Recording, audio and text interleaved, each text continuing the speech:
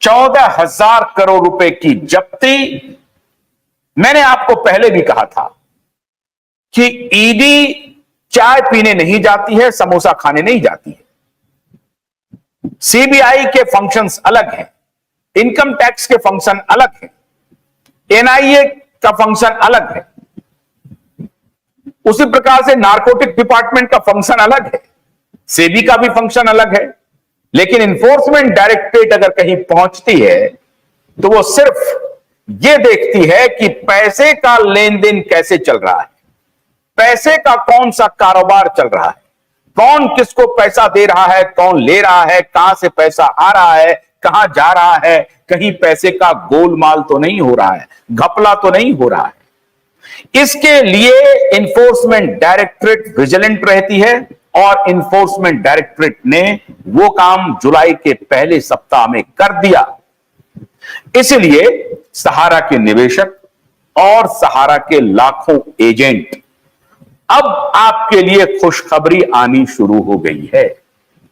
जो सहारा के एजेंट बंधु अभी तक डर रहे थे, अब उनको डरने की जरूरत नहीं है। अब वो खुलकर के सामने आए, खुल करके बात करें।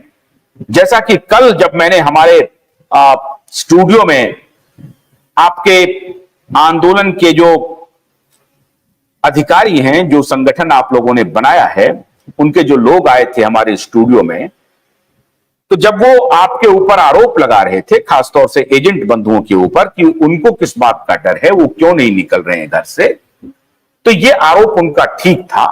और मैं ऐसा मानता हूं कि आप टूटे हुए हैं, परेशान हैं। सबसे खराब स्थिति, निवेशकों से भी खराब स्थिति आपकी है, मैं इस बात को स्वीकार करता हूं।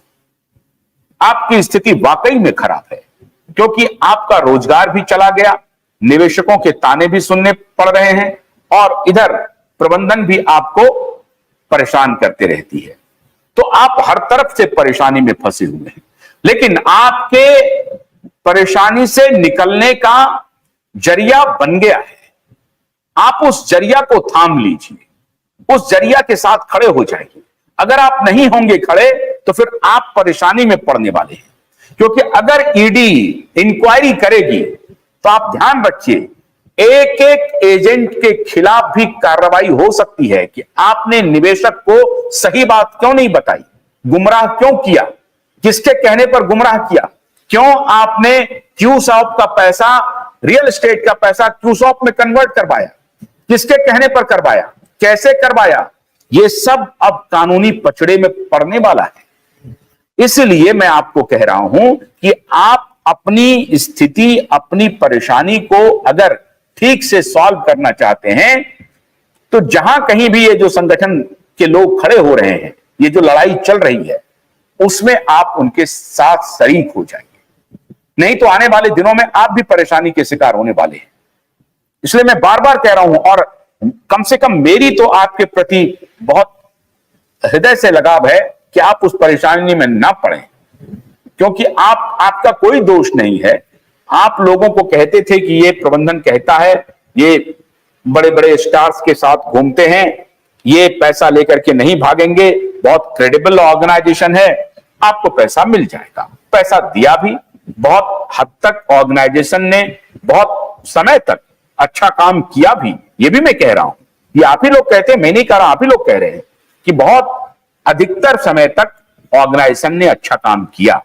लेकिन उसके बाद जब परेशानी हुई तो सब एक एक करके इस जहाज से कूदते चले गए और सबने अपनी जिम्मेदारी से पल्ला झाड़ना ही उचित समझा। ये अनुचित है।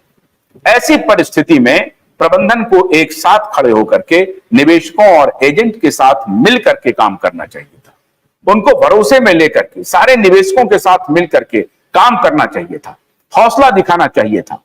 मैं ये कह रहा हूं कि जब तक सुब्रत रॉय थे जिंदा, वो लगातार अपना हौसला दिखाते रहे। अब तो सुब्रत रॉय इस दुनिया में नहीं है, और मैंने आपको पहले भी कहा है कि उनके परिवार के जो सदस्य हैं, उनको आगे आकर के चुनौती को स्वीकार करना चाहिए।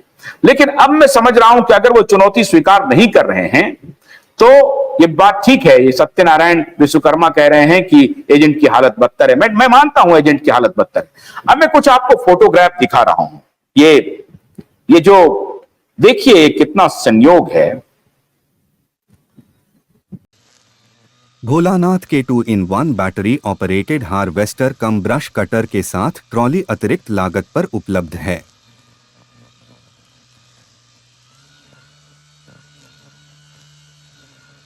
अधिक जानकारी के लिए कृपया दिए गए नंबर पर कॉल करें।